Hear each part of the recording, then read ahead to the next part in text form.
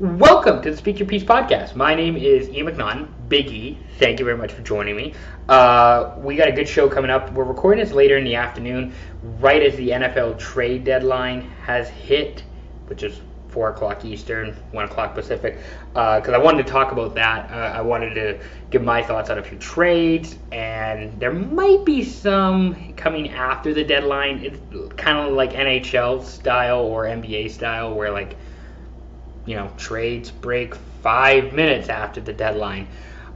It's unlike the NHL and NBA deadline in that typically NFL players aren't not high, I should say the high profile guys. The high profile guys are not typically moved in the deadline. Like, we'll talk about a few guys who are traded.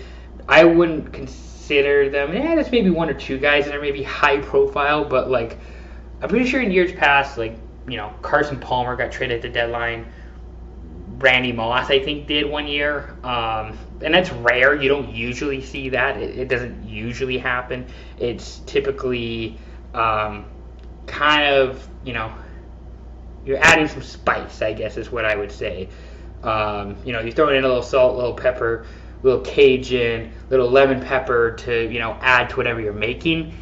That's kind of what the trade deadline is in the NFL. We'll go over some of the trades later on here.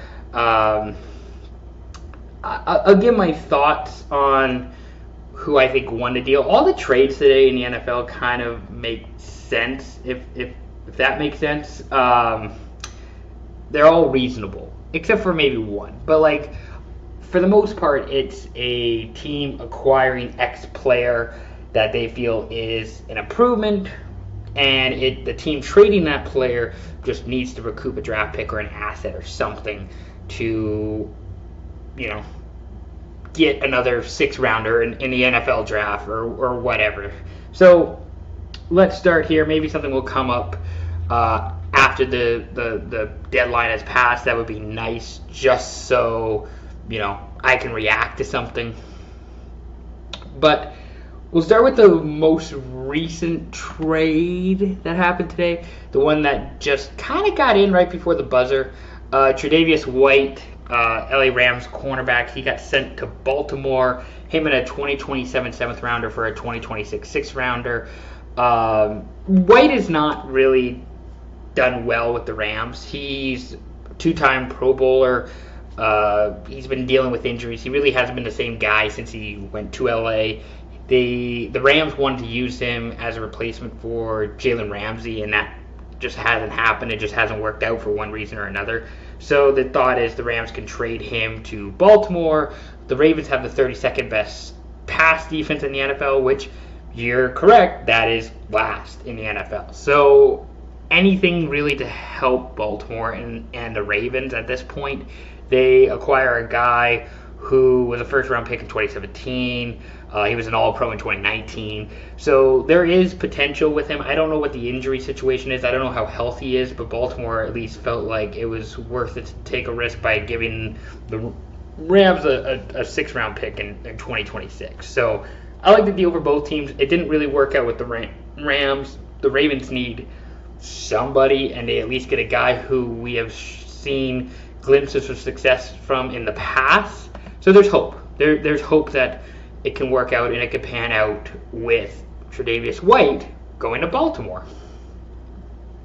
The next trade that happened before that, the Steelers acquired defensive end edge rusher Preston Smith from Green Bay for a 2025 7th rounder. Pittsburgh just added another edge rusher, which checks out. They gave up a 7th rounder in the next draft to do so. The Steelers are kind of going all in, not really all in, but it's like how would I put this? They were already good, but then it's they're already swimming in the deep end, and now they're putting their head under to go faster. I don't know how to describe it. They're just tweaking their roster a little bit, adding a good player, Preston Smith. He didn't really get the opportunities in Green Bay for just reasons like he's getting older. He's 32 years old. Green Bay has added depth at the edge position, and he just wasn't getting the time. So they're like, hey, here's an opportunity for you to get more playing time. Green Bay gets a draft pick back. Like, it just makes sense. Like, you'll see this with a lot of trades. It kind of just works out of, like, the Steelers get another guy so they can compete with the top teams in the AFC, the Kansas Cities, the Buffaloes, the Baltimores. Excuse me. And Green Bay just gets an asset back for a guy they weren't really using in the meantime. So it's kind of a win-win for both. Speaking of the Steelers, they acquired wide receiver Mike Williams from the Jets for a 2025 fifth-round pick. Again, the Jets weren't really using Mike Williams. He didn't really mesh all that well with Aaron Rodgers. They brought him in this past offseason, and after the Davante Adams trade a few weeks ago, Mike Williams was bumped down to wide receiver 3, wide receiver 4. I know Alan Lazard's out, but wide receiver 3, if that. And he just never really connected with Aaron Rodgers. It just never really worked out. So, again, this is an opportunity for the Steelers to get a guy who has shown glimpses of success in the past at wide receiver. He will help out Russell Wilson, add depth at the receiver position. He now is probably wide receiver 2 on Pittsburgh behind George Pickens, which Mike Williams is not a bad wide receiver 2. He will get more volume, which is going to be nice for him. You know, he wasn't getting many opportunities. He wasn't getting many targets before. He'll get a few more targets, a few more reps now in Pittsburgh. And the Steelers are giving up a fifth-round pick this year to get him. Sure, why not? You know, just another guy for defenses to have to worry about in the Steelers offense. Now let's go to probably the biggest trade today with Marshawn Lattimore. He got moved from the New Orleans Saints to the Washington Commanders. And the Commanders got Lattimore in a 2025 fifth rounder this year. The Saints got a 2025 third rounder, a 2025 fourth rounder, and a 2025 sixth rounder. Excuse me. This is a good deal for both teams. Washington is good this season. They are trying to not only compete, but make a run for it. They get a guy who has been pretty good in his career at cornerback. He is arguably the best Saints defensive player of all time. Yeah, I think you can make that argument. You know, he's a 4-time Pro Bowler. He has 3 more years on his contract, including this season, so 2 more after this year. Injuries are a concern. I mean, he hasn't really played a full year since before COVID. But, I mean, the Saints are not very good. I'll talk about the Saints later on this week in my Substack, but the Saints are not good. They are hopefully rebuilding, and this is the start of it. Sweet potato is so mushy. It's exactly how it should be. Sorry about that. I had to pause it for a second. The Saints got rid of a guy who is arguably one of their best players in franchise history, but they need to start rebuilding. They're not very good. They're 2-7. They don't really have any pathways for immediate success, at which point it's time to move on, and it's time to trade a guy. The Commanders, again, they're really good. They're 7-2 this year. They are leading the NFC East. They have a defensive coach in Dan Quinn, who probably is happy to get a good defensive player. This probably fits the bill for what Quinn is looking for in a defensive guy, what he's looking for in a corner. So it just checks out. It just works. It makes sense for both teams. I am probably gonna give, I don't know about A grade. I think everybody today really, except for maybe the Cowboys, I think everybody really today gets a B grade if you made a trade, because these are not bad trades. These all make sense. They all check out. I can't be too upset with, you know, the Commanders going for it. Maybe not necessarily a Super Bowl, but at least putting themselves in contention to win a division and host a playoff game. And the Saints I can't be upset with, because they need draft capital. They need assets. And the Commanders were willing to give up assets to get a guy to help them win now. So, smaller trade today. The Bengals acquired Khalil Herbert, running back from the Bears, for a 2025 7th-round pick. Zach Moss is out indefinitely for the Bengals with a neck injury. Herbert wasn't getting reps with the Bears this season. He fell out of rotation really with DeAndre Swift and Roschon Johnson. So the Bears were probably going to cut him at some point.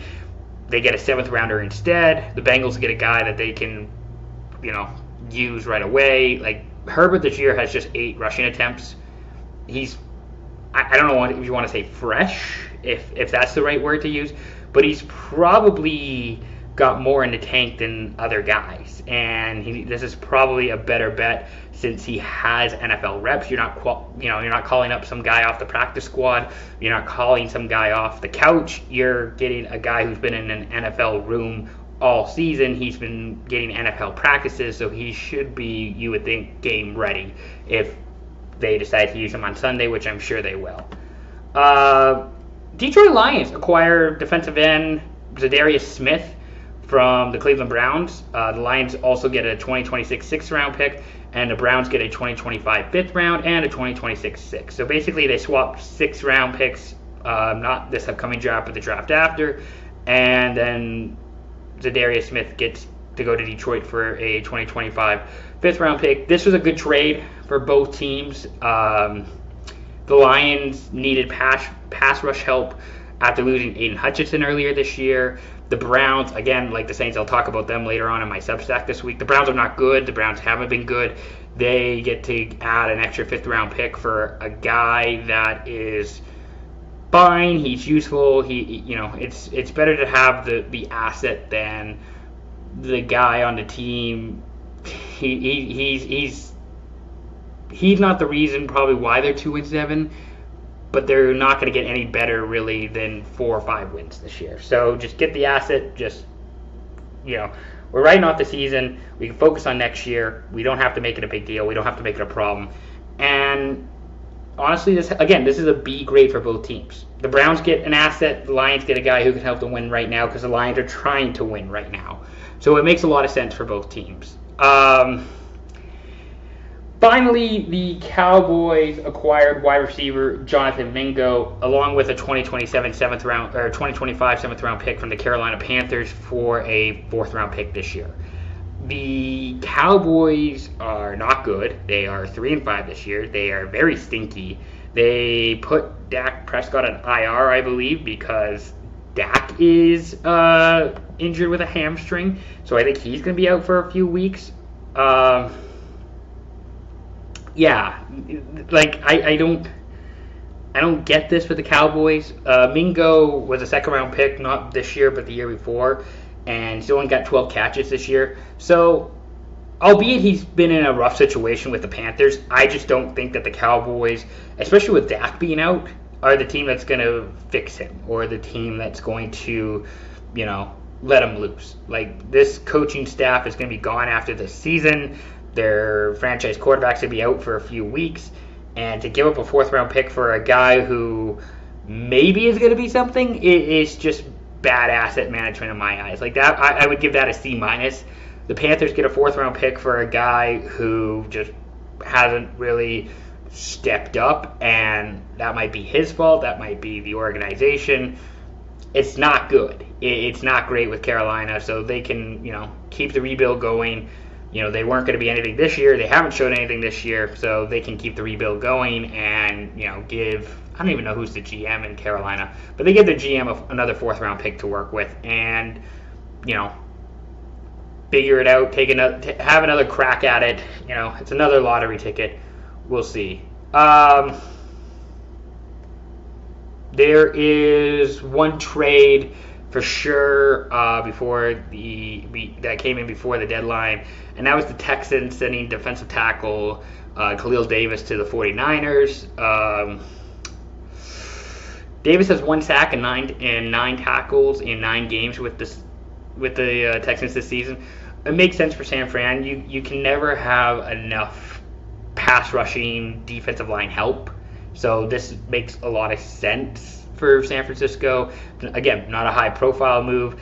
It's a future 7th round pick, which I guess is something for Houston. They probably, again, similar to when I was talking about Preston Smith earlier, didn't have the room for him. Like, they didn't have the playing time for him, so they shipped him off to San Francisco, who will be able to use him and put him in spots to be successful, because that's a smart team in San Francisco. They know what they're doing. So that's a solid, trade for both teams as well. We're going to take a break here. I'm going to talk a little bit of college hoops. If there's any more NFL trades throughout the rest of the pod, I will include them. But for now, we'll take a little break, and we'll be right back. Don't go anywhere. All right, welcome back. If you didn't know, Monday marked the start of the NCAA college basketball season. I got to watch some killer games. I was watching St. Louis play Santa Clara yesterday. That was cool. Sacred Heart played Temple. Exhilarating game. Canisius was at Arizona. Got to check out that. That was cool. Love the early season college basketball matchups. I think I've said this before. I love them because, all these teams are playing schools that you never heard of, and, nobody's really watching them unless you're a real hardcore fan. But you could just be like, yeah, did you see, Colorado play Mamquam yesterday? And somebody's like, no, I didn't. How'd that go? And it's like, well, that didn't really happen because Mamquam isn't a real university. It's just an elementary school in a small town that I'm from. So then people are just like, well, why would you say that? And then you just say it's kind of funny. And then that's basically the end of the conversation. But college basketball is back. I'm excited for the college basketball season. I think it'll be a fun one. It should be exciting. There's a lot of good teams this year. There's quite a few interesting storylines, especially with NIL, the realignment, all the big stories that you see and are regurgitated in the collegiate world. But there's three things that I want to talk about for sure, at least in this episode. This is, I don't want to call it a preview, but there's because the season started, but there's hey, here are my three big storylines, I guess, that I'm interested in. Number one is Cooper Flagg. Duke finally has the best player in college basketball again, which I'm not a Duke guy by any means, but that just feels right. That just feels like a Duke with a white guy that everyone can hate. That just feels on brand. I don't know if this kid's cocky. I don't know if this kid's an asshole. I'm sure that he will be made into an asshole at some point because every, good white good talented, top of the class white basketball player who goes to Duke, he gets made into a villain. So, Cooper Flagg, you're next. He was in action last night. Duke hosted Maine, the Maine Black Bears. I think that's actually where he's from, so that's kind of cool that he got to play against Maine. He got 18 points, 7 rebounds, 5 assists, 3 steals. Duke won 96-62 over Maine. This kid is supposed to be the next big thing.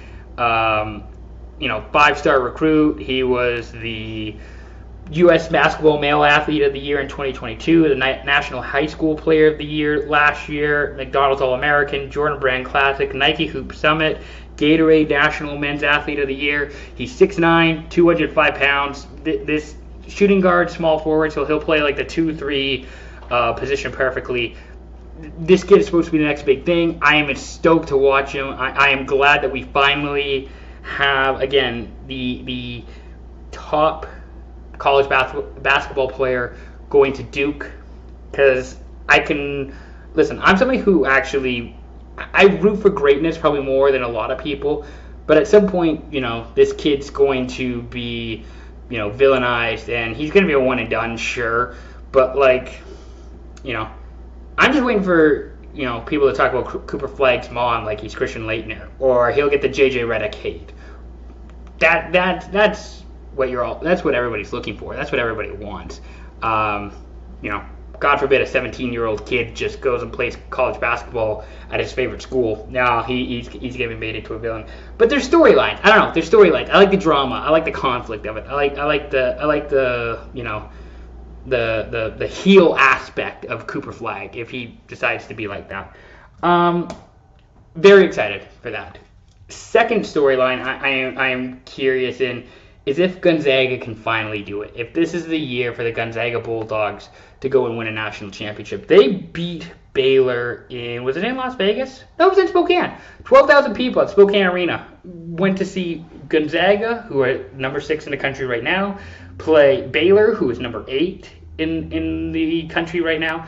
Well, probably not after that loss. But anyways, Gonzaga won 101-63 in Spokane. It was not close. It was not even close. The Zags are good as always. They have some really interesting non-conference games this year, including the battle in Seattle versus Kentucky this year at Climate Pledge Arena. That's going to be on December 7th. The week after, they're going to be in New York to play UConn. They take on UCLA on December 28th at the Intuit Dome, which is the new home for the Clippers. So there's quite a few blue bloods that Gonzaga gets to go up against this year, and that's not even including some other notable non-conference games. They go to San Diego. They're in the Battle for Atlantis non-conference tournament this year. Playing for West Virginia, and then they're playing either Indiana or Louisville.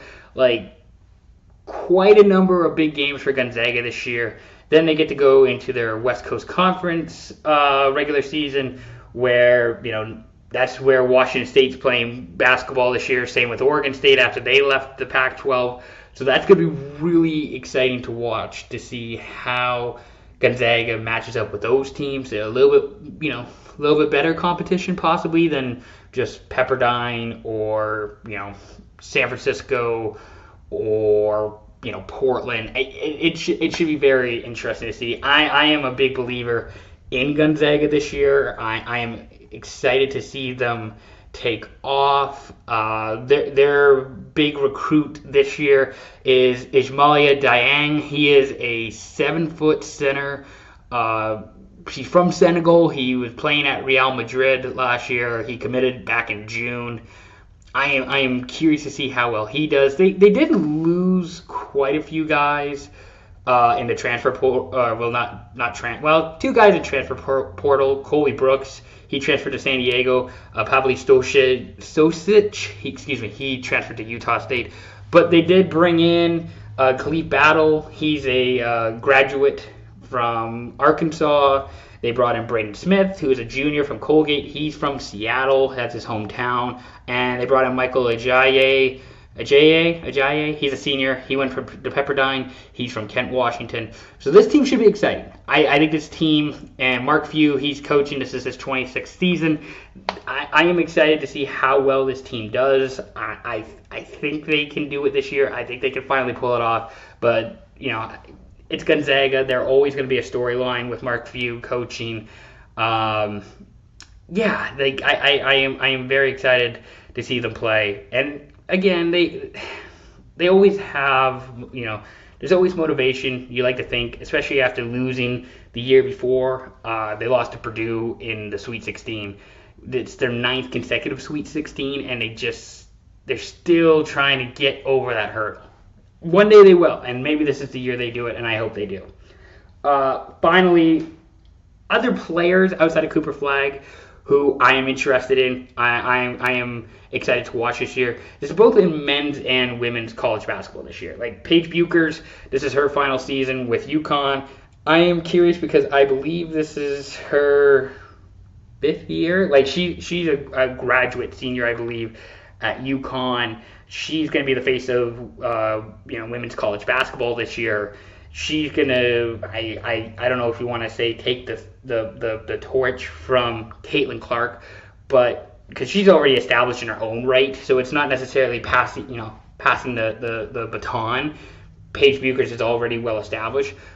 But from what I've seen and what it's always UConn's tournament to lose, it feels like.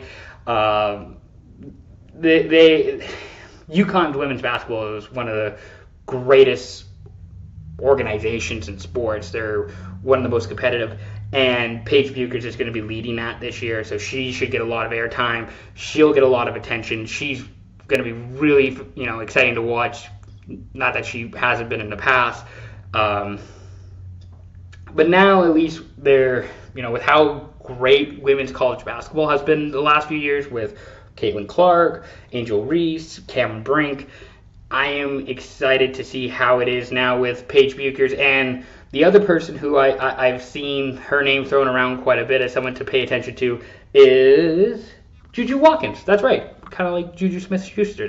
I like Juju. Reminds me of like Jujubes, like a little candy. Juju Watkins, she's playing for USC. USC is supposedly supposed to be good this year in the Big Ten women's scene. But Paige Bueckers, Juju Watkins, those are the two women's names to pay attention to this year. Those are probably going to be two of the, if they go in the next WNBA draft, those are going to be two of the most coveted athletes. Bueckers for sure. And then on the men's side, Hunter Dickinson, big man out of Kansas, he's supposed to be a star as well. He had a really good year with the Jayhawks last season. He's hoping to continue that this year. I am excited to see how, if the Jayhawks, again, they match up with, again, some of the Blue Bloods. They haven't been as good recently as they have been historically, I feel like. But that's just me going off my head. The other guy, I don't know. He's not an athlete. He's not a player. But John Calipari, he doesn't coach Kentucky anymore. I believe he's in Arkansas. I just want to double check before I completely butcher it. Yeah, he's in Arkansas. Coached Kentucky from 2009 to the end of the last season. He won the national championship with them in 2012. Excuse me. He coached Kentucky to the end of last season, 2024. I'm curious to see how well he does in Arkansas. Arkansas is a program with big money.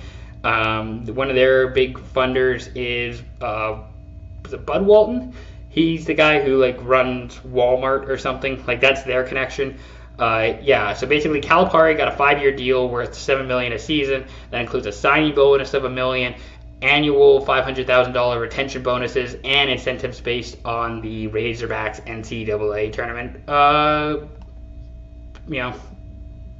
performances, how well they do in the tournament.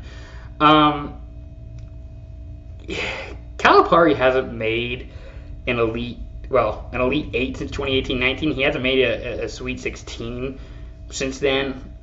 He has not been great. They have not been SEC champions since, is it 17-18? That's the last time. 17-18 was the last time they won the conference tournament.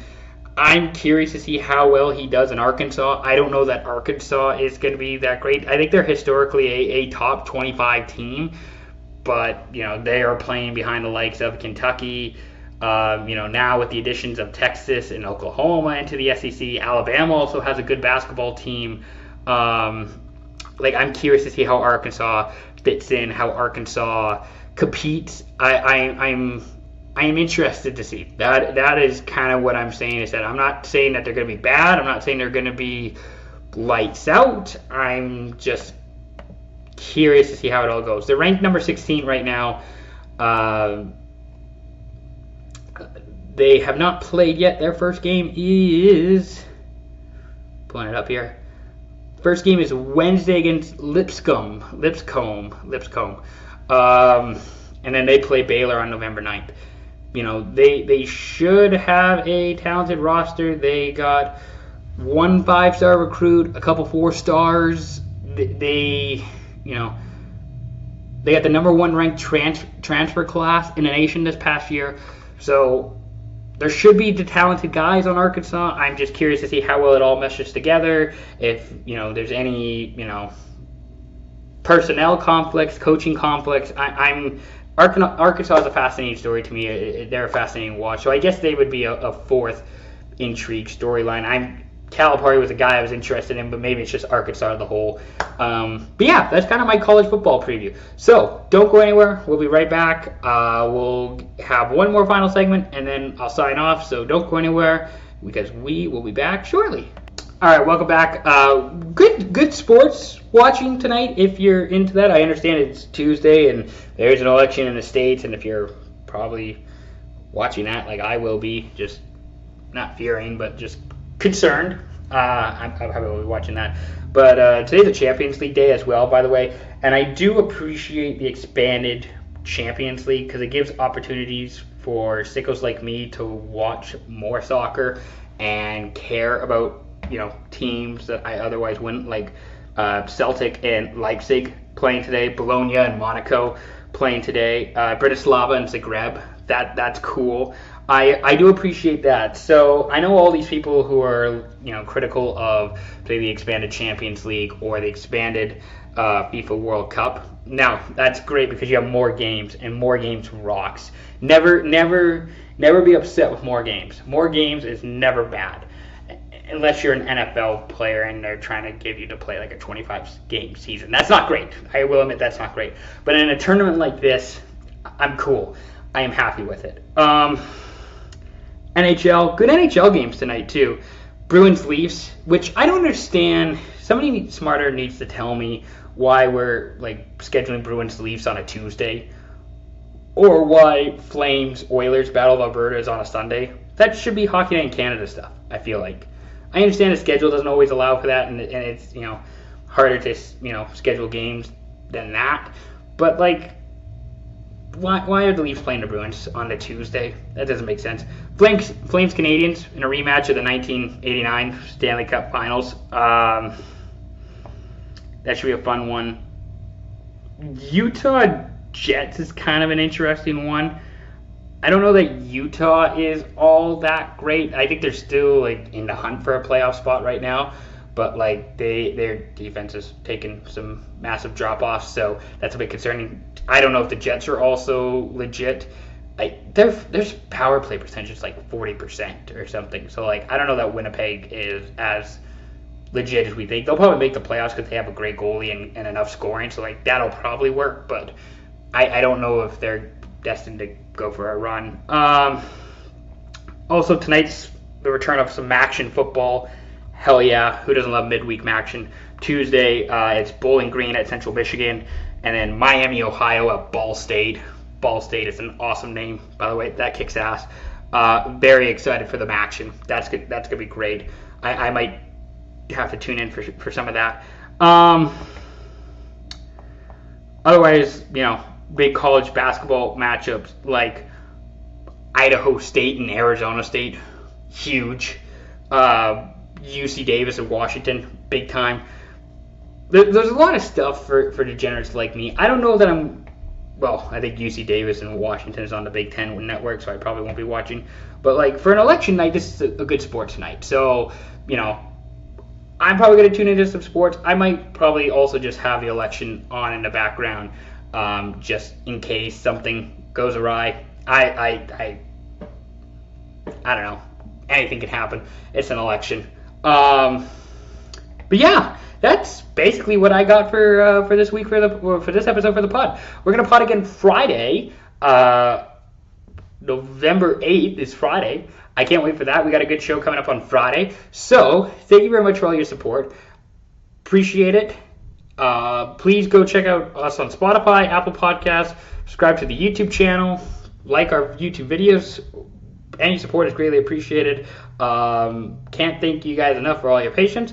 And we'll be back again on Friday. So, see you then. Stay safe. Peace.